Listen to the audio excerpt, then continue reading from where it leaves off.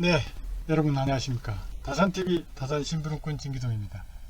오늘은 다산의 민생현장 황해도 곡산 부사 시절의 이야기를 나누고자 합니다. 구독에 앞서 채널 구독, 좋아요, 알림 설정 부탁드립니다. 다산 정혜경은 36살에 황해도 곡산 부사로 가게 됐습니다.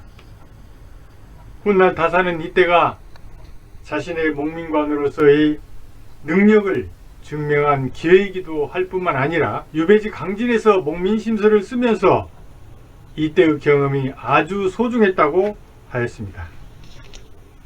다산이 곡산 부사로 가게 된 것은 암행어사 이후 병조참이 승경원 우부승지와 자부승지를 거쳐 승승장구하자 반대파에서 정약용이 천주교 집단과 깊이 관련되어 있다며 그에 대한 비판과 압박이 가중되자 정조는 다산을 종육품의 충청도 금정찰방으로 좌천시켰습니다.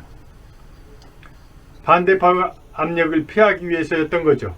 여기서 정약용은 천주교도들을 설득하고 또 주모자를 체포하면서 공을 인정받아서 내려간 지 4개월 만에 다시 한양으로 돌아와 귀장각에서 일을 하다가 동부승지에 임명되게 됩니다. 그러나 이때도 반대파들의 상소가 있자 다산은 그 유명한 변방 동부승지소라는 자신의 천주교에 대한 신상 발언서를 통해 천주교 신앙에서 손을 씻고 결백하다는 것을 주장하였습니다. 그러면서 벼슬을 떠나고 싶다고 하였습니다. 하지만 정조는 정약용의 상소를 보고 떠나지 말고 직책을 수용하라고 하면서 황해도 곡산 부사로 발령을 냈습니다. 임금의 깊은 뜻을 마음에 담고 다산은 황해도 곡산 부사로 더욱더 백성들을 위해 열심히 일을 하였습니다. 제일 먼저 한 일이 이계심의 난을 평정한 것이었습니다. 부사로 취임하는 첫날 한 사람이 불쑥 부사의 행차를 가로막고 엎드렸습니다. 그는 바로 이계심이라는 사람이었습니다. 이 당시 전임 곡산 부사 시절 부정부패한 아전이 세금을 4-5배를 부풀려 징수해서 백성들의 원망이 하늘을 찔렀습니다. 이렇게 되자 이계심이 백성 1천여 명을 모아 곡산 관하로 가서 부당함을 호소하게 되었습니다. 하지만 아전과 관노들은 몽둥이로 백성들을 내리쳤습니다. 이계심을 에워싸며 보호하던 백성들이 놀라 흩어지자 이계심도 도망을 하였습니다. 그러자 곧바로 체포령이 떨어졌지만 이계심은 흔적도 없이 사라졌습니다. 이렇게 해서 그 이계심이 곡산 부사 정약용 앞에 자진해서 모습을 드러낸 것이었습니다. 이계심은 새로 부임하는 곡산 부사 정약용에게 백성들의 삶을 괴롭게 하는 10가지 정도의 조항을 세세하게 읽어 내려갔습니다. 옆에 있던 아전들이 기다렸던 듯이 이계심을 체포하려고 하였습니다. 그러나 정약용은 자수한 자가 어찌 달아나겠느냐며 관하로 데리고 가서 신문을 하도록 하였습니다.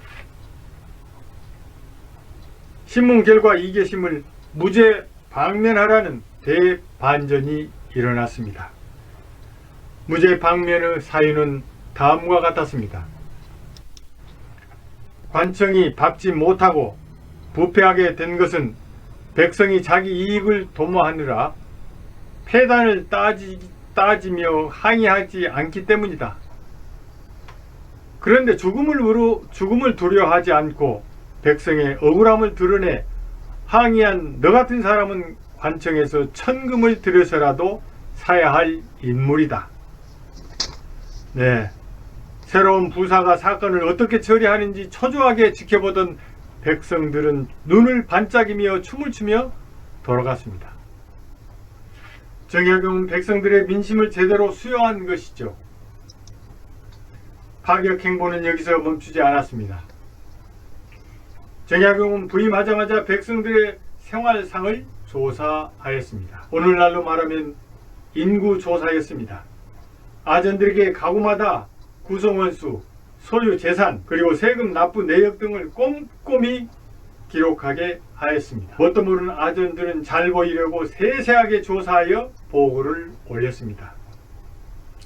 다산은 이 모든 자료를 알기 쉽게 침기부 종행표로 정리했습니다. 이를 근거로 갓난아기까지 조세 납부자 수에 포함시키고 액수 부풀리기를 밥 먹듯 하는 중간 아전들의 삥땅을 막고 백성들의 형편에 맞게 세금을 부과시켰습니다. 아전들은 어찌 되었을까요?